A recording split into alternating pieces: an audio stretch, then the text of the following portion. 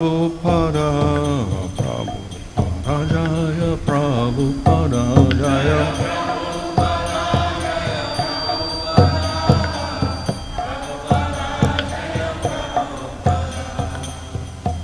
Om Vishnu Bhanu Swami Maharaj Gacchaya, Bhaktivinoda Swami Prabhupada Ki Jai, Namaskar Haida Stakwa Ki Jai, Prem Sagaho Sri Krishna Chaitanya, Prabhu Nityananda, Sri Advaita Gadadhar, Shastri Gaur, Bhaktivinoda Ki Jai.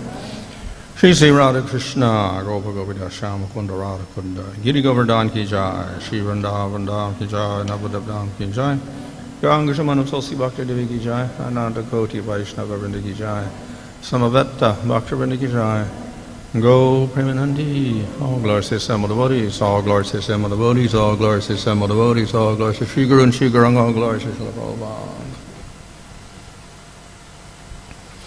Om Namo Bhagavate Vasudevaya.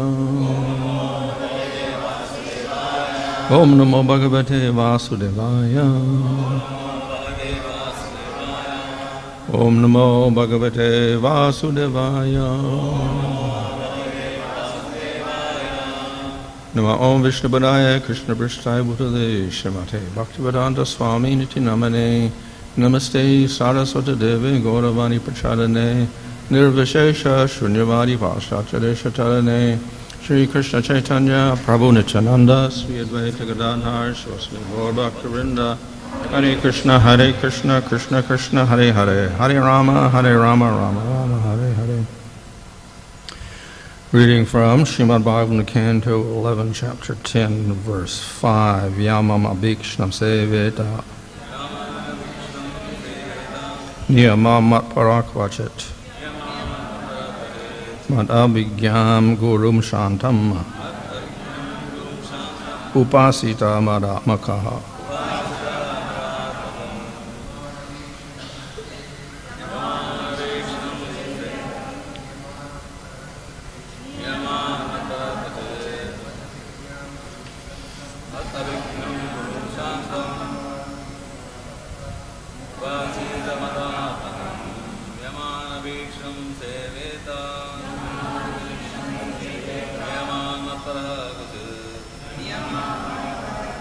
mat-abhijñam gurum śāntam upāsīta mad-ātmakam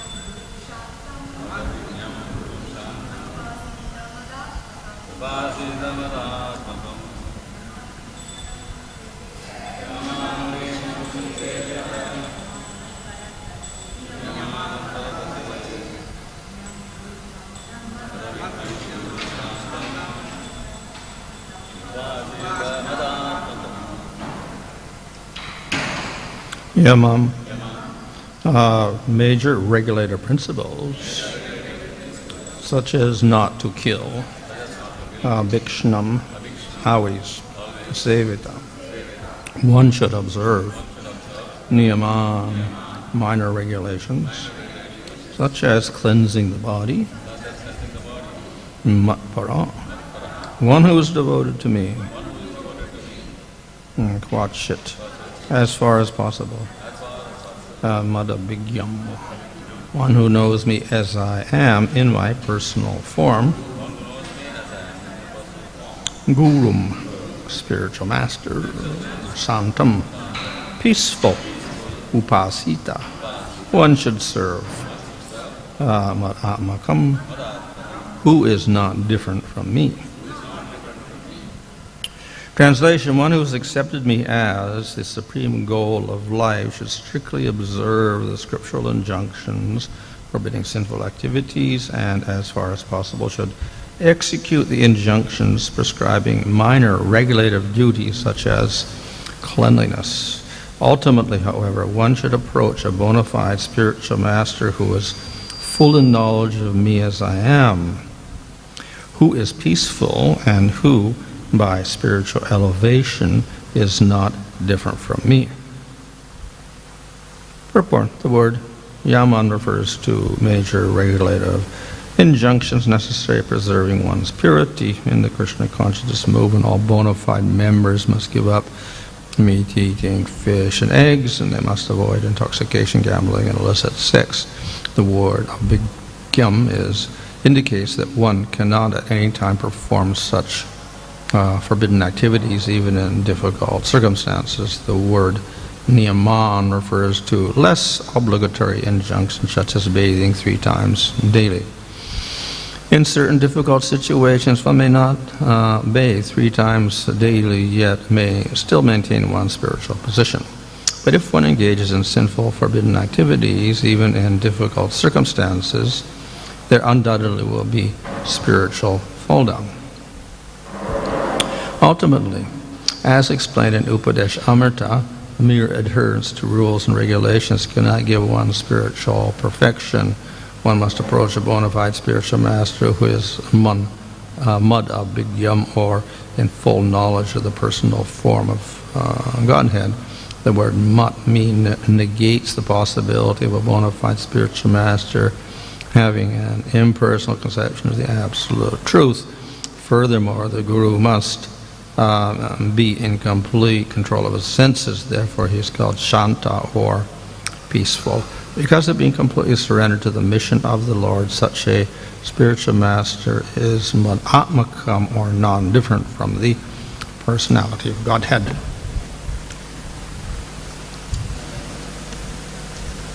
So the previous verse mentioned that even when one is doing all these karmas or karma yoga, one should relate it to the Supreme Lord. இதற்கு முன்னால் உள்ள பதத்தில் ஒருவர் கர்மயோகத்தை பின்பற்றினாலும் தனது செயல்களின் பலன்களை பகவானிடம் அர்ப்பணிக்க வேண்டும் என்று சொல்லப்பட்டிருக்கிறது. And here the yama and niyama are mentioned, which are of course famous in the Ashtanga yoga process. இங்கு யமா நியமா பற்றி கூறப்பட்டுள்ளது. இது அஷ்டாங்க யோகத்தில் பிரசித்தி பெற்ற அங்கங்களாகும். But they can of course mean rules and regulations of the karma yoga system as well. இவைகள் கர்மயோகத்தின் சட்டதிட்டங்களாகவும் விளங்கலாம். And in any case, the person who is doing this is mat-paraḥ. He is thinking of the Supreme Lord. எப்படி இருக்கணும்? இவற்றை செய்பவர்கள் mat-paraḥ, அதாவது பகவானை பற்றி சிந்திப்பவர்களாக இருக்கிறார்கள். So, as I mentioned previously, many of these rules of varnashram are meant for maintenance of the material body. நான் ஏற்கனவே கூறியது போன்று வர்ணாசிரமத்தில் கொடுக்கப்பட்டுள்ள இந்த பெரும்பாலான சட்டத்திட்டங்கள் சரீரத்தை பாதுகாப்பதற்காக விதிக்கப்பட்டவையாகும். And some are for general conduct. சில சாதாரண கட்டுப்பாடுகள். So these are the rules, yamas and niyamas mentioned here. இவையே யமா நியமா என்ற வகையில் இங்கு சொல்லப்பட்டுள்ளன. But particularly the emphasis in this verse is to worship Guru. இங்கு குறிப்பாக வலியுறுத்தப்படுவது என்னவென்றால் குருவின் வழிபாடு. Who is described here by 3 adjectives. இங்கு 3 விதமான லட்சணங்களை கொண்டு அவர் விளக்கப்படுகிறார். Mad-abhijñam, śāntam, and mad-ātmakam.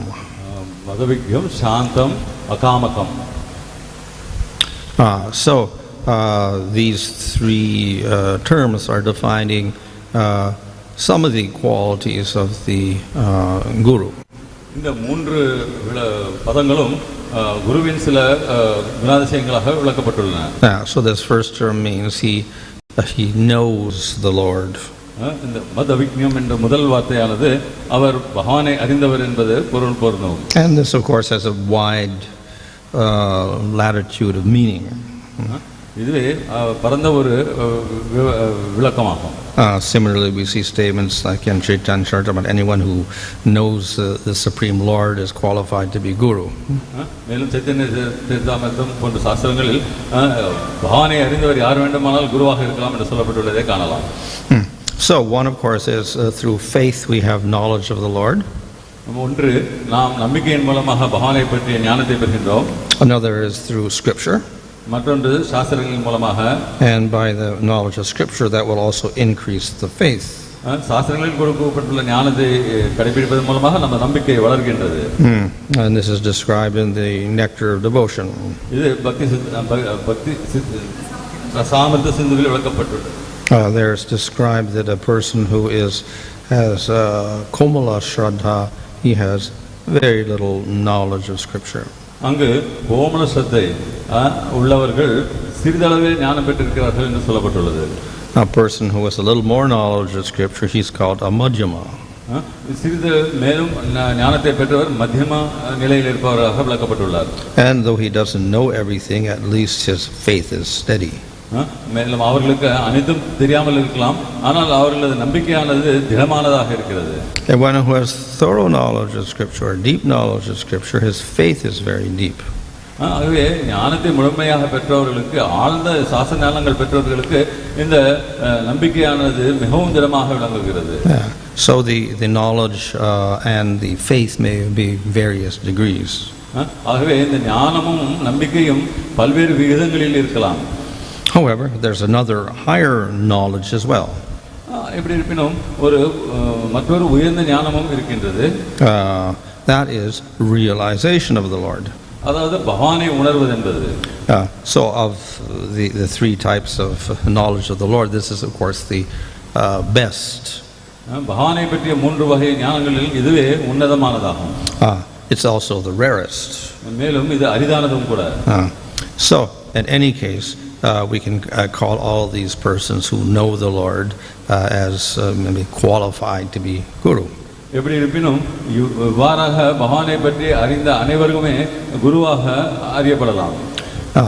And of course, what is the purpose of being guru? ஆகவே ஒரு குருவாக இருப்பதற்கு காரணம் என்ன?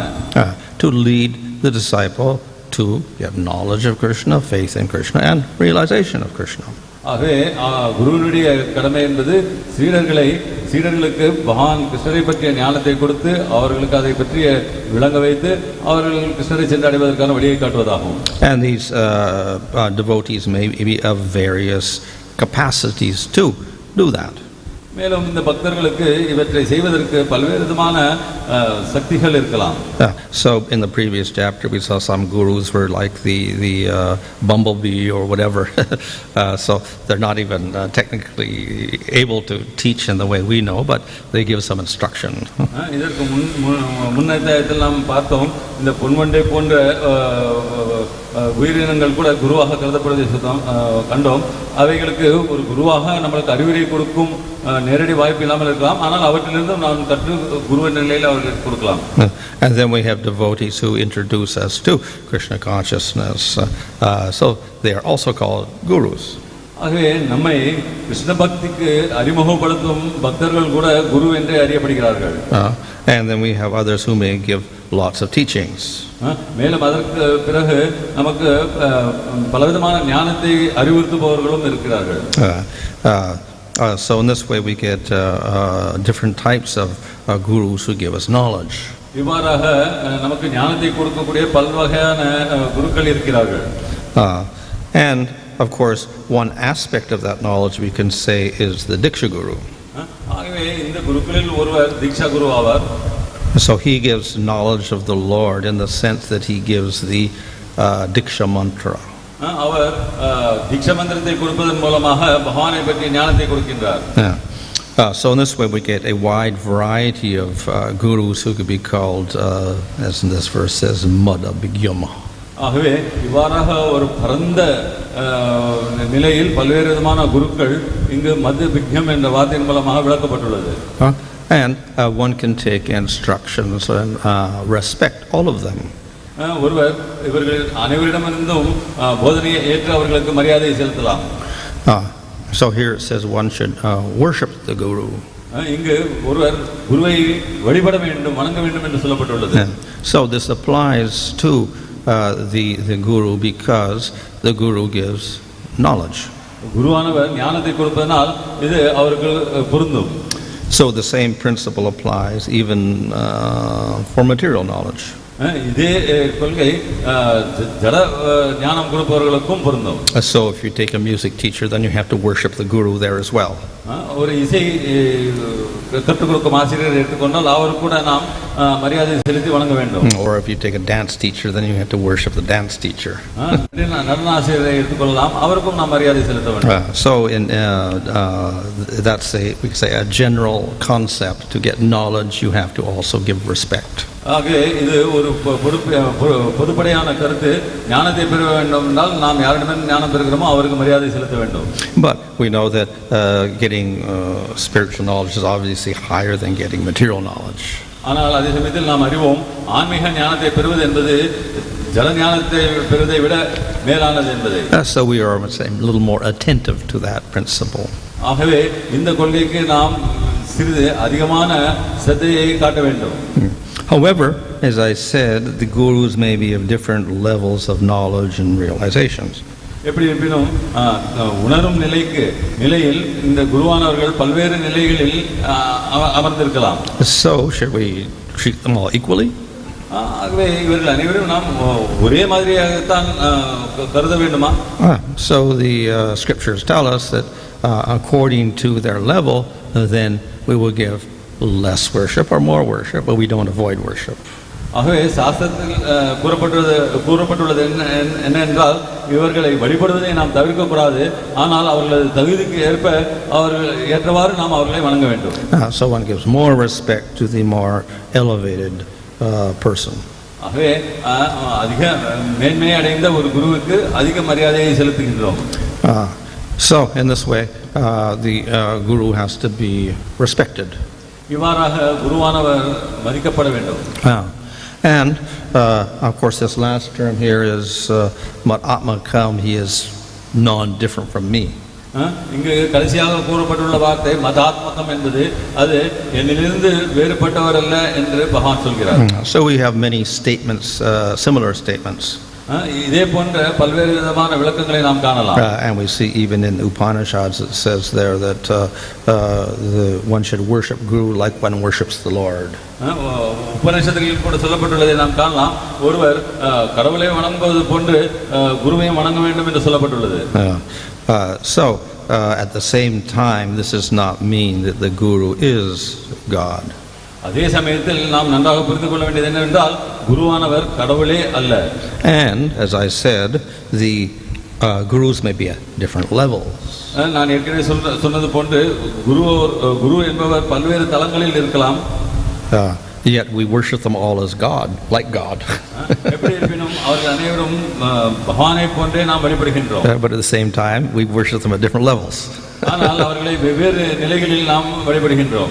So it looks a little bit contradictory there. இது சிறிது முரண்பாடாக காண்கிறது. How can they all be worshipped equally?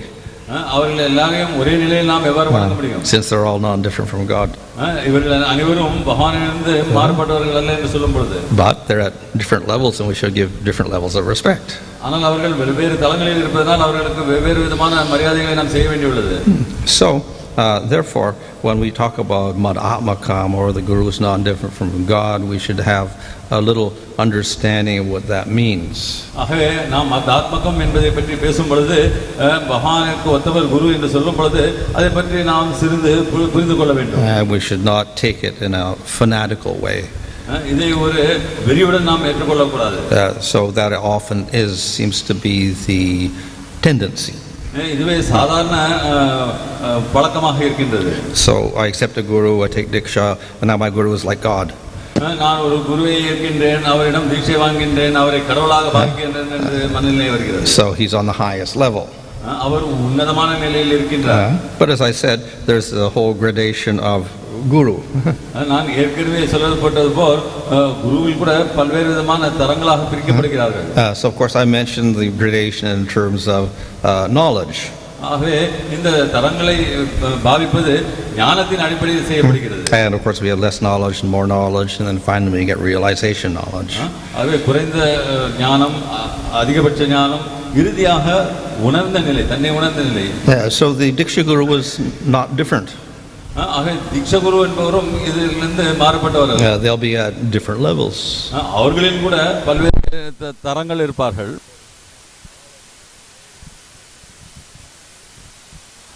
அவர்களுடைய ஞானத்திற்கு ஏற்ப, அவர்களுடைய தரத்திற்கேற்ப, அவர்களுடைய உணர்தலுக்கு ஏற்ப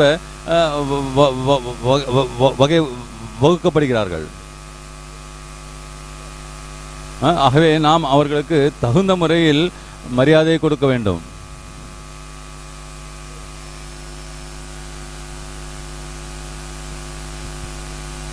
அதே சமயத்தில் நாம் அவர்களுக்கு கொடுக்க வேண்டிய மரியாதையை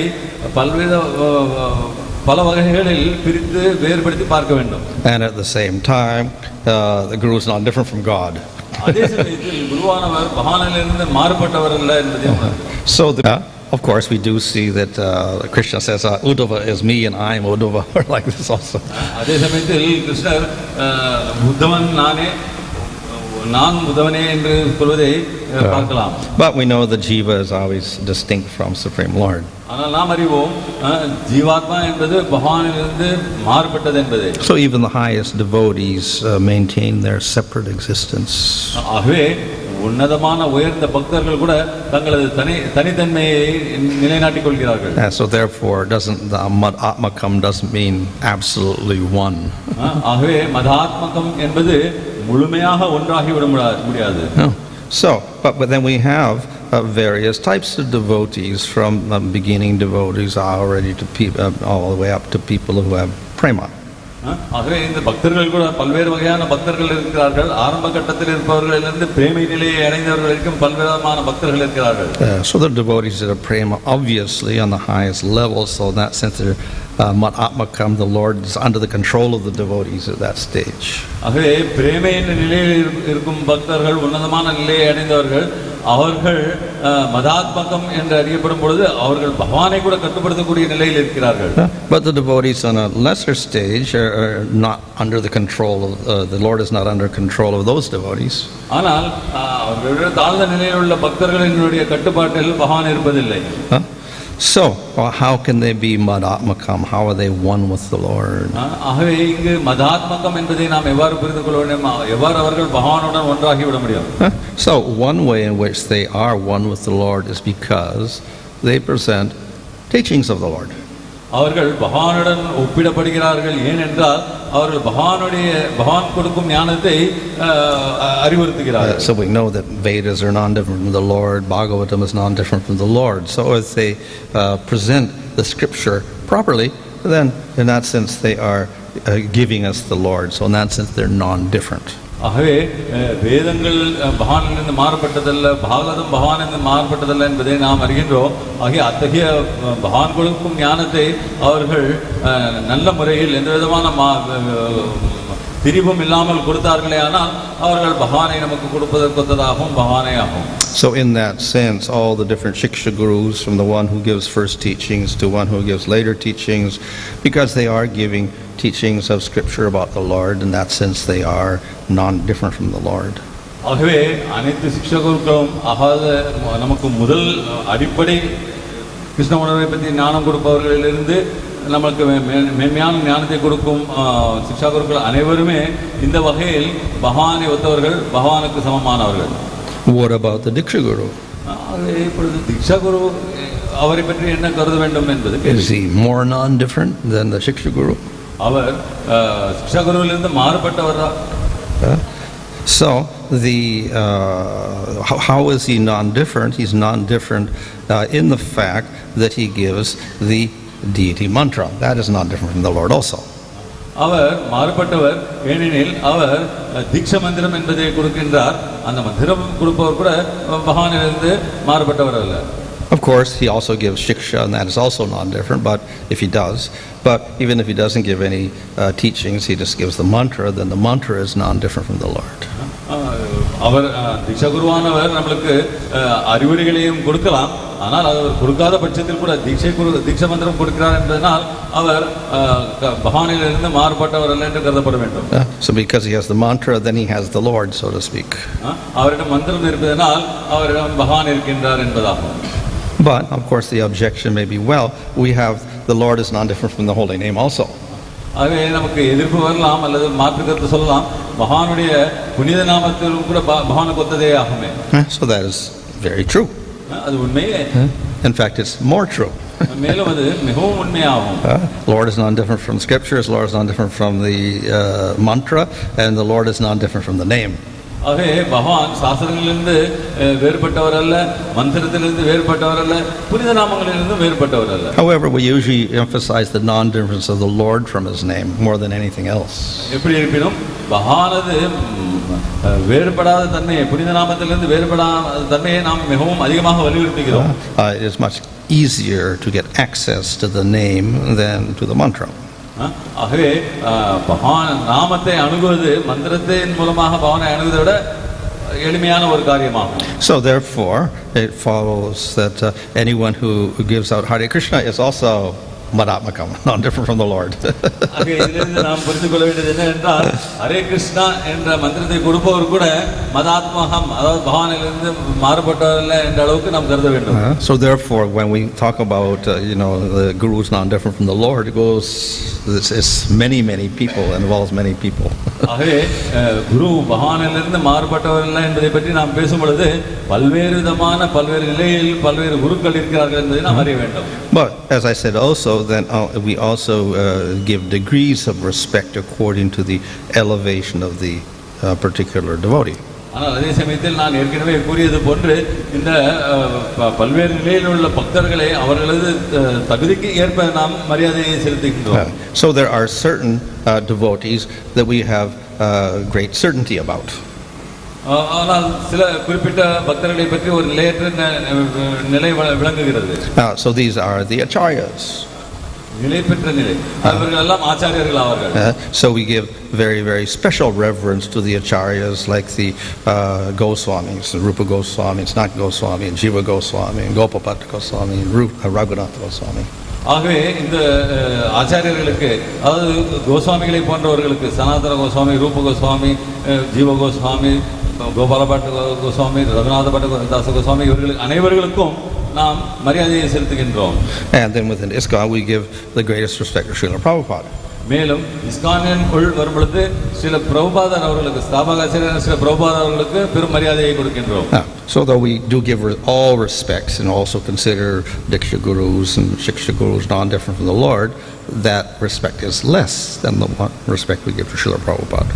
எப்படி இருப்பினும் சிக்ஷா குரு, திக்ஷா குரு ஆகிய அவர்களுக்கெல்லாம் நாம் பகவானுக்கு கொடுக்கும் மரியாதையை, ஒத்த மரியாதையை கொடுத்த போதிலும் அவர்களை நாம் பிரபுபாத அவர்களின் நிலையில் வைத்து வணங்குவதில்லை.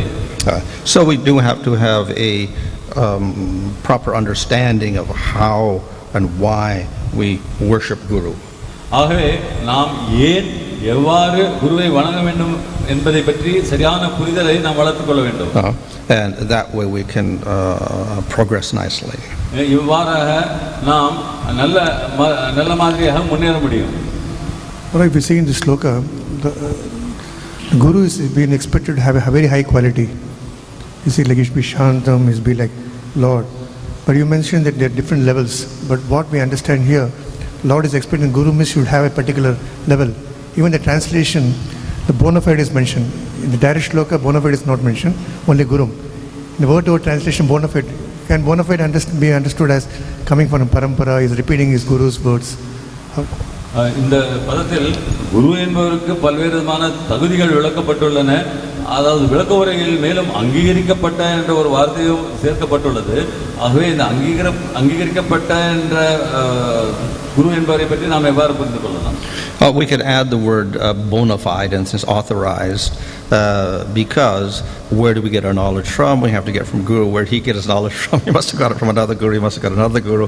So they all had to be authorized persons who are presenting the proper knowledge. That's all. ஆகவே நாம் இங்கே அங்கீகரிக்கப்பட்ட என்ற வார்த்தையை சேர்த்துக்கொள்வது தவறில்லை. ஏனென்றால் ஒரு குரு என்பவர் அவருடைய குருவிடமிருந்து ஞானத்தை பெற்றிருக்க வேண்டும். இவ்வாறாக ஒரு பரம்பரை ரீதியாகவே அந்த அங்கீகரிக்கப்பட்ட ஞானம் என்பதை பெற முடிகிறது.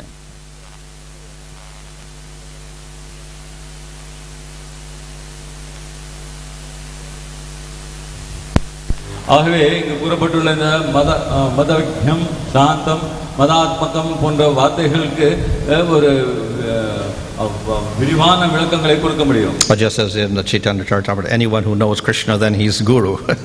ஆகவே சைத்தன்ய சரிதாமிரத்தில் கூறியுள்ளது போல கிருஷ்ணரை அறிந்தவர் யார் வேண்டுமானாலும் குருவாக இருக்கலாம். So that knowledge of Krishna can be of many, many levels.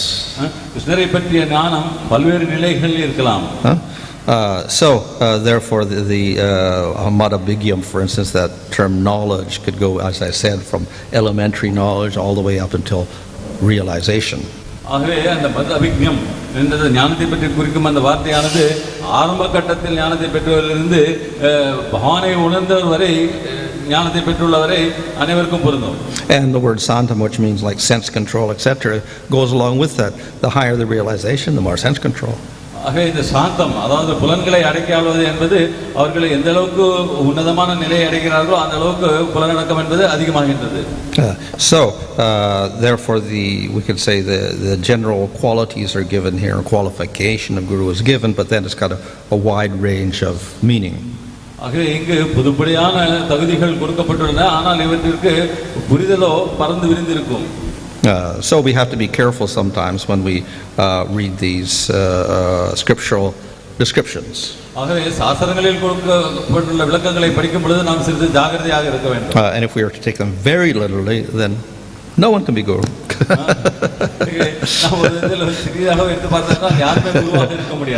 You have to be at the very highest level, so then there's nobody on the highest level, so then we don't have any gurus at all.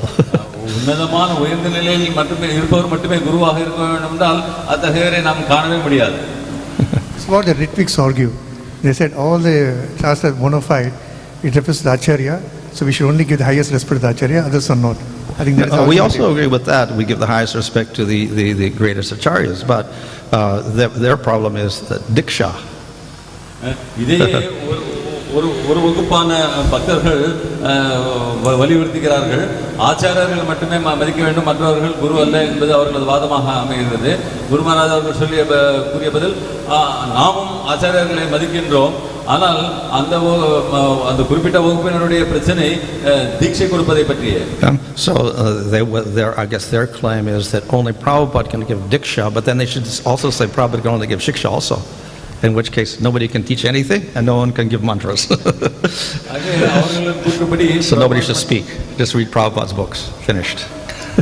அவர்கள் கூற்றும்படி பிரபுபாத அவர்கள் மட்டுமே தீட்சையும் சிக்ஷாவும் கொடுக்க முடியும் என்னும் கட்டத்தில் வேறு எந்த பக்தரும் எந்த விதமான ஒரு அறிவுரையும் கொடுக்க முடியாது. அனைவரும் பிரபுபாத அவர்களது புத்தகத்தை மட்டுமே படிக்க வேண்டியிருக்கும். Now, the main problem or the main reason for that assumption is because of the opposite assumption of many people. அந்த ஊகத்திற்கு முக்கியமான காரணம் என்றால் பெரும்பாலான மக்கள் எதிர்மறையாக ஊகிக்கின்றார்கள். When they take diksha, then they think my guru is like Prabhupada. ஏனெனில் அவர்கள் தீட்சா எடுக்கும் பொழுது அவங்க தங்களுடைய தீட்சா குருவை பிரபுபாதருடைய நிலையில் கருதுகிறார்கள். But as I said, the gurus are on all sorts of levels. ஆனால் நான் கூறியது போன்று குருவானவர்கள் பல்வேறு நிலைப்பாடுகளில் இருக்கிறார்கள். So simply because you got a title Diksha Guru does not make you more elevated spiritually. தீட்சா குரு என்ற பட்டத்தை பெற்ற ஒரு காரணத்திற்காக மட்டும் ஒருவர் ஆன்மீகமாக முன்னேறிவிட்டார் என்று சொல்ல முடியாது. We can just the Diksha Guru is a title by given like that. Well, the Guru mentioned in one sense it's a post with a certain function. தீட்சா குரு என்பது ஒரு பட்டமா என்பது அது ஒரு பதவி, ஒரு குறிப்பிட்ட காரியத்திற்காக செயல்படுத்தப்படுவது. And that function is to give mantra, technically speaking. அந்த காரியம் செயல் என்னவென்றால் மந்திரத்தை கொடுப்பது. Now the other function of guru in general is to deliver, but that could be the shiksha guru as well. மற்றொரு குரு செய்ய வேண்டிய மற்றொரு வேலை என்னவென்றால் அவர் விடுதலை கொடுக்க வேண்டும். இதை சிக்ஷா குரு கூட செய்யலாம். And giving teachings also. மேலும் அறிவுரைகளை கொடுப்பது. And giving the holy name. மேலும் புனித நாமத்தை கொடுப்பது. So they all act for deliverance. இவை அனைத்தும் நாம் விடுபடுவதற்காக உதவும் செயல்கள். So just by taking diksha does not mean you're delivered. வெறுமனே தீட்சை பெறுவதனால் ஒருவர் பந்தத்திலிருந்து விடுபட்டு விட்டார் என்று சொல்ல முடியாது. Can a Diksha Guru claim the ownership as a disciple? They say that they are my disciples. தீக்ஷா குருவானவர் தனது சீடர்களுக்கு உரிமை கொண்டாட முடியுமா? In a sense, yes, because he's taken responsibility for them.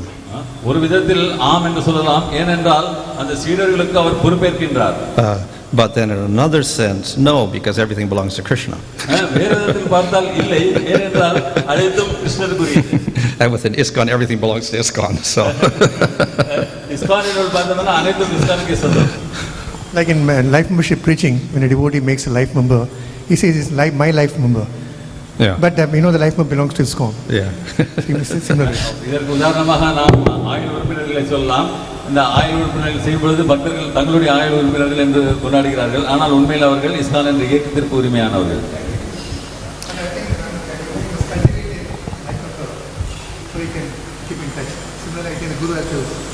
Well, in that sense, yeah, because the Guru is responsible in one sense for his spiritual development, so in that sense he can say he's my disciple. ஆனால் அதே சமயத்தில் குருவானவர் தன்னுடைய சீடர்களுடைய ஆன்மீக விருத்திக்கு பொறுப்பேற்கின்றார் என்ற காரணத்தினால் அவர் என்னுடைய சீடர்கள் என்று உரிமை கொண்டாட முடியும். அதே போன்று ஆயுள் உறுப்பினர்களை விருத்தி செய்பவர்களும் நடந்து கொள்ள வேண்டும். But that only exists, that sense of my disciple exists only in terms of spiritual instruction. ஆனால் அந்த நான் என்னுடையது என்ற அந்த உரிமையானது ஆன்மீக அறிவுறுத்தல்களை கொடுக்கும் அளவிற்கு மட்டுமே இருக்க வேண்டும். It doesn't apply to managerial decisions. அவர்கள் அன்றாட வாழ்க்கையிலே நடத்துவதில் கட்டுப்பாடு இருக்க முடியாது. Full knowledge of Krishna. Well, as I said, that's all levels. The knowledge. Full knowledge means complete knowledge of Krishna. Then that means realization, which means then nobody's a guru.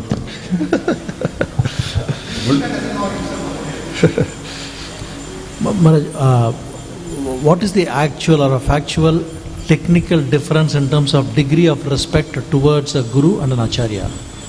குருவிற்கும் ஆச்சாரியாருக்கும் உள்ள வேறுபாடும் அவர்களுக்கு கொடுக்க வேண்டிய மரியாதையை பற்றிய நிலையும் எவ்வாறு இருக்க வேண்டும்? Well, it depends on the usage of the word acharya, because you could use that in a very general way for any guru, or you can use it for the heads of the sampradaya or for the head of a movement or something like that.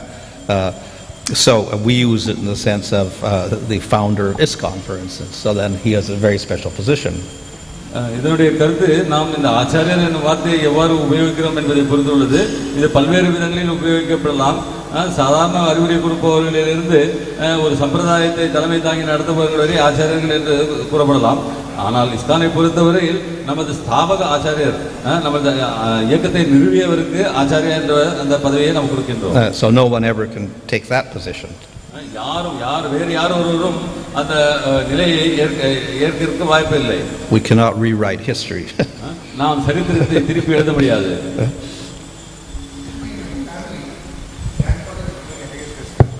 After 2-3 generations, the grandfather's name is forgotten, his photos remain remote.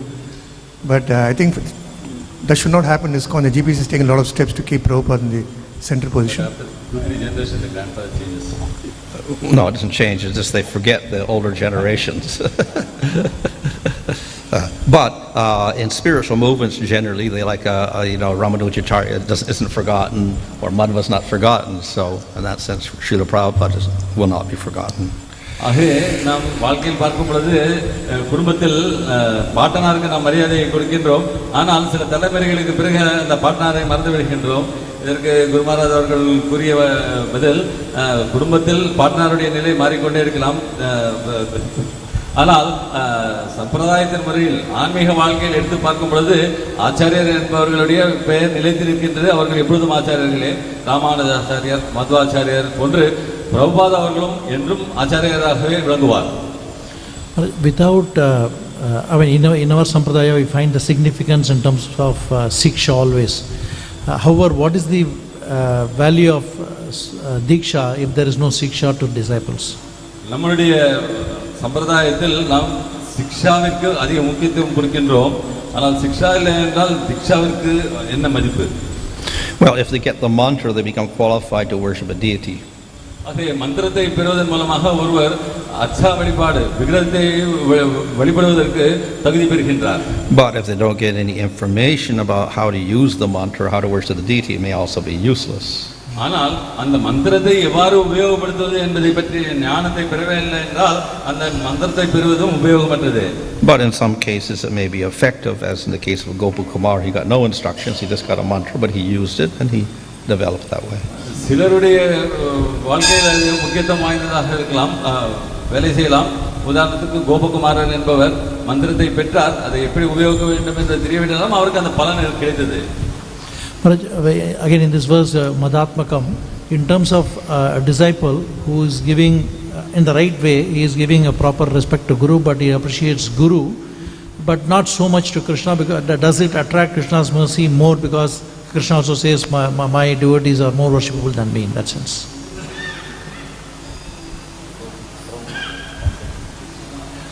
Okay, no, in the word mad-ātmakam, if the disciple, of course understanding a spiritual master's position, but he relates much more to a spiritual master more than Krishna himself, understanding worship of his devotees are much beneficial or much better, as Krishna says elsewhere, I mean in some Puranas. Well, that would also depend upon the elevation of that particular guru. ஆகவே இங்கு ஒரு சீடரானவர் தனது திக்ஷா குருவுக்கு கிருஷ்ணரை விட அதிகமான மரியாதையை கொடுக்கலாம். ஏனென்றால் கிருஷ்ணரே தன்னுடைய பக்தர்களுக்கும் மரியாதை கொடுப்பவர்களே நான் விரும்புகிறேன் என்று சொல்லியிருந்தால், ஆகவே இதை நாம் எவ்வாறு புரிந்து கொள்ள வேண்டும்? இது அந்த திக்ஷா குருவினுடைய தகுதியை பொறுத்து நிலைக்கும். In terms of different level of appreciation or worship is given in terms of the degree, Maharaj is mentioning. However, a sadhaka considers himself so insignificant, he sees that everyone is much more advanced and then he sees everybody nicely worshipable. In that sense, there is no difference. He finds because of his own position, Maharaj. ஒரு சாதகரானவர் தன்னை ஒரு தகுதியற்ற நிலையில் கண்டு மற்றவர்களுடைய தகுதிக்கேற்ப வெவ்வேறு நிலையில் அவர்களுக்கு மரியாதையை கொடுக்கும்போது தனது தகுதியற்ற நிலையை பற்றி அவர் எவ்வாறு கருத்தில் கொண்டு வாழ வேண்டும். That's a general view, but we see the Madhyamadikari, he treats people differently. He avoids the demons, he doesn't say they're all equal. That's the Uttamadikari level. ஆகவே இது எந்த நிலையில் இருக்கிறார்கள் என்பது பொறுத்து உள்ளது. மத்தியமாதிகாரி என்பவர் பல்வேறு வேறுபாடுகளை கருத்தில் கொண்டு அதற்கேற்ப நடந்து கொள்கிறார். அரக்கர்களையும் ஒதுக்குகிறார், பக்தர்களை அவர்களது நிலைக்கு ஏற்ப நடத்துகின்றார். ஆனால் எந்த விதமான வேறுபாடு இல்லாமல் பார்ப்பவர்கள் உத்தம நிலையில் இருப்பவர்களாக. So the Madhyamadikari sees differences among devotees also. மத்தியமாதிகாரி என்பவர் பக்தர்களுள் உள்ள வேறுபாடுகளை கவனத்தில் கொள்கிறார். And he has to treat them differently. அதற்கேற்ப அவர்களை வெவ்வேறு விதமாக நடத்தவும் செய்கிறார். And that is the source of his advancement. அதுவே அவர் முன்னேறுவதற்கான ஒரு மூல காரணமாக அமைகிறது. We find in ISKCON, we have like various Bhakti-Vishya leaders, temple presidents, general managers, who sometimes act like Shishya Guru. So when the new devotee comes in relationship with their particular managers or the Bhakti-Vishya leaders, they tend to take Diksha from the same Guru where their Bhakti-Vishya leaders have taken. That trend is continuing. Oh, my Siksha Guru has taught me very nicely because his Diksha Guru has trained him very nicely. So let me take only Diksha from my Siksha Guru's Gurus. ISKCON என்ற இயக்கத்தின் பார்க்கும்போது பல்வேறு கட்டுப்பாட்டு நிலைகளில் உள்ள பக்தர்களின் மூலமாக அறிமுகமாகுபவர்கள் அனைவரும் தங்களை அறிமுகப்படுத்தியவர்கள் யாரை குருவாக கொண்டுள்ளார்களோ அவர்களிடமே தீட்சை பெற வேண்டும் என்ற ஒரு மனநிலையை வளர்த்துக் கொள்கிறார்களே. நாம் இதை எவ்வாறு வழிநடத்தலாம்? So that is also natural in one sense. இது ஒரு விதத்தில் இயற்கையானதே. But at the same time it should not be forced, that's all. அதே சமயத்தில் நாம் இதை வலியுறுத்துவது என்பது செய்யக்கூடாது.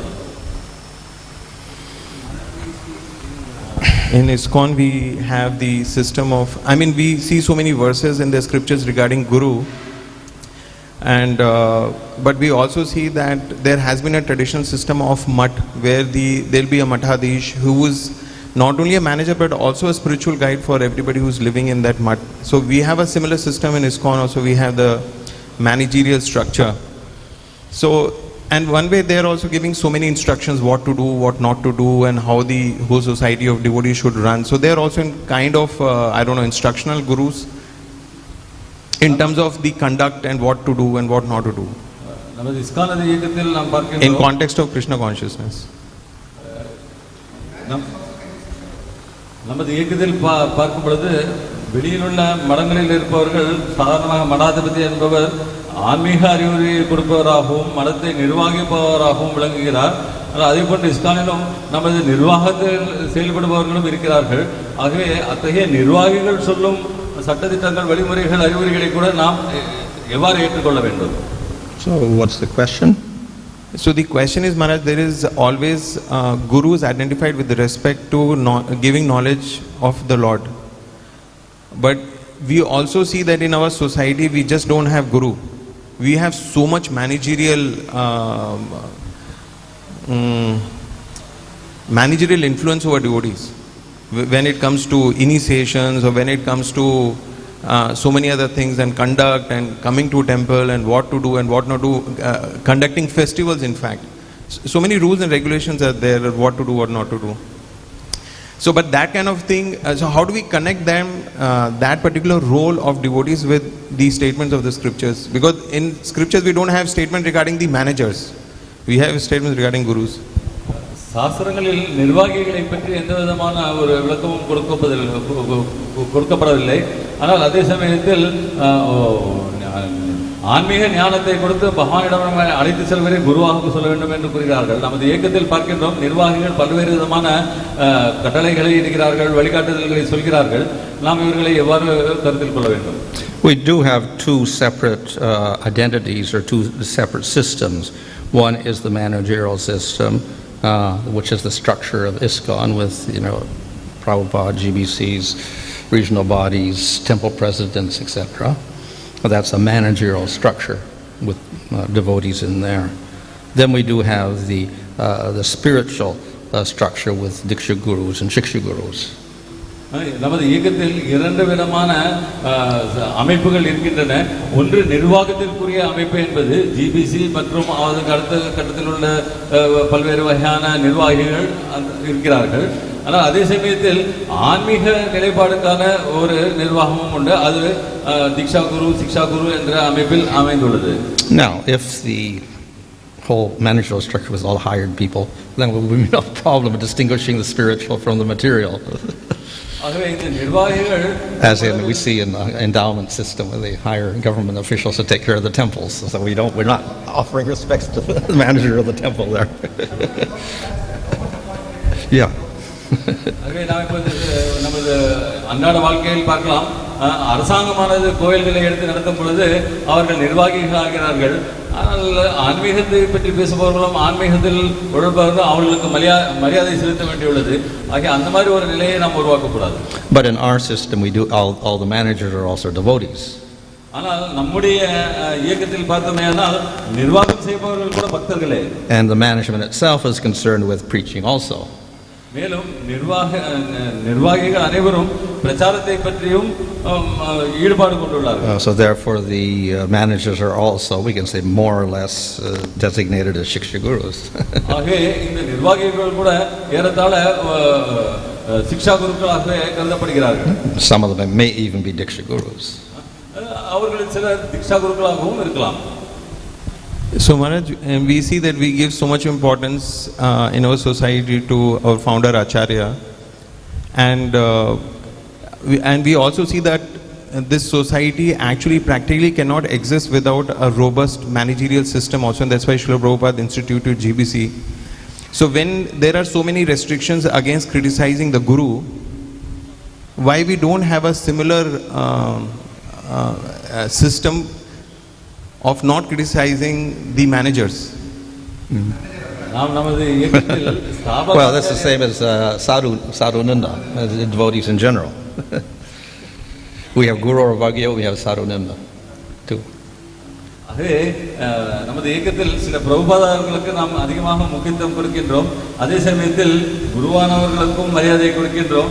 ஏன் அதே நிலையை நிர்வாகிகளுக்கும் நாம் கடைபிடிக்க கூடாது என்றால் அது சாது நிந்தாவின் அடிப்படையில் நாம் அதை கொள்ளலாம். ஆகவே நாம் அவர்களுக்கு மரியாதை கொடுக்க வேண்டும் என்பதே கருத்து. So can we say that one second, so can we say that when we is talking about sadhu ninda, again sadhu is so he is not criticized for any devotional from a devotional point of view, but his managerial actions can be criticized, which means even in among a manager we separate the two parts. Well, yeah, in managerial system, if mistakes are made, we have to, in some sense, criticize it or whatever, correct it or whatever. So no one is faultless. So in that sense, but that's not considered aparad. நிர்வாகிகள் என்று வரும்பொழுது அவர்கள் நிர்வாக திறமைக்காக சில சமயங்களில் குறைகள் காணப்படலாம். அதே சமயத்தில் ஆன்மீகத்தில் அவர்கள் செய்யும் வேலைப்பாடுகளில் குறைகளையும் கண்டுபிடிக்கலாம். ஆகவே இது சாது நிந்தா என்பதை நாம் எவ்வாறு கருத்தில் கொள்ள வேண்டும் என்று குரு மகாராஜ் அவர்கள் சொல்லியது, நிர்வாக திறமையில் வரும்பொழுது அதை நாம் குறைகள் கூறலாம். ஆனால் பக்தி மார்க்கத்தில் வரும்பொழுது அதை நாம் குறை கூற முடியாது. அவர் கூறினால் அது சாது நிந்தவாக ஆகிவிடுகிறது.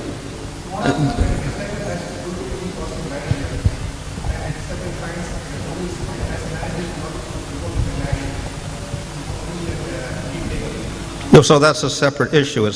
So then again, if he points out the fault, that is not considered to be guru aparad, because he's criticizing the managerial role, not the spiritual role. ஒரு குருவானவர் நிர்வாகியாக கூட இருக்கும் பொழுது அவரது நிர்வாக திறனில் குறைகள் காணப்பட்டால் நான் அதை எவ்வாறு எடுத்துக்கொள்ள வேண்டும்? நிர்வாக திறமையற்ற நன்மைக்காக அவர்கள் குறை காணப்பட்டால் அது ஏற்றுக்கொள்ளப்படலாம். It is it's easier that way.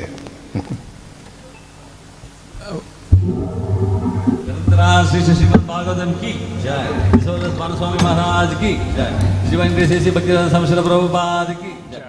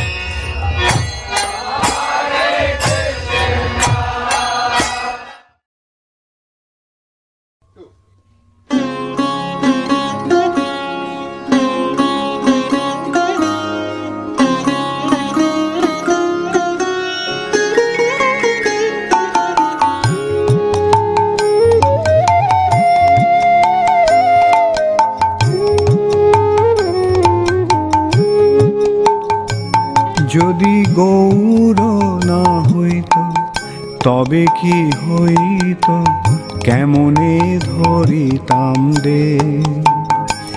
যদি গৌর না হইত তবে কি হইত, কেমনে ধরিতাম দে।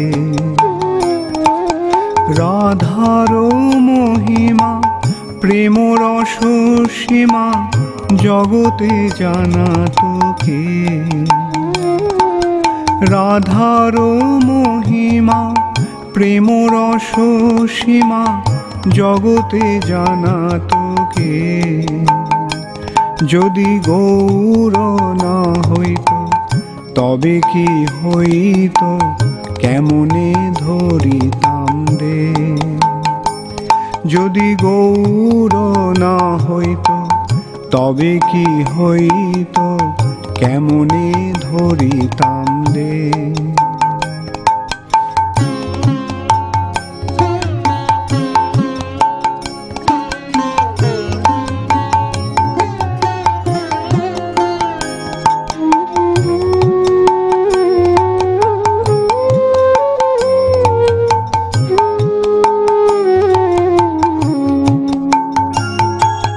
মধুর বৃন্দা বিপিন মাধুরী প্রবেশ চাতুরী। মধুর বৃন্দা বিপিন মাধুরী প্রবেশ চাতুরী। বড় যুবতী ভাবের ভকতি শকতি হইত কার।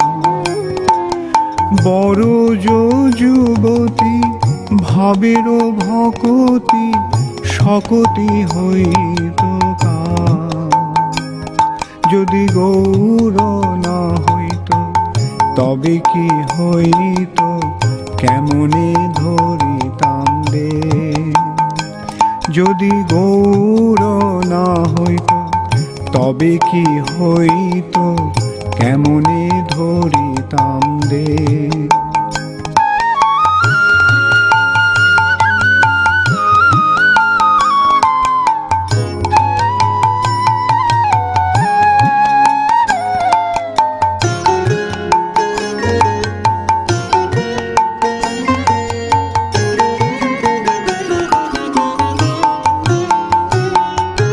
গাও গাও পুন গৌরাঙ্গের গুণ সরল করিয়াম। গাও গাও পুন গৌরাঙ্গের গুণ সরল করিয়াম। এ ভব সাগরে এমন দয়াল না দেখিয়ে এক জন। এ ভব সাগরে এমন দয়াল না দেখিয়ে এক জন। যদি গৌর না হইত তবে কি হইত, কেমনে ধরিতাম দে। যদি গৌর না হইত তবে কি হইত, কেমনে ধরিতাম দে।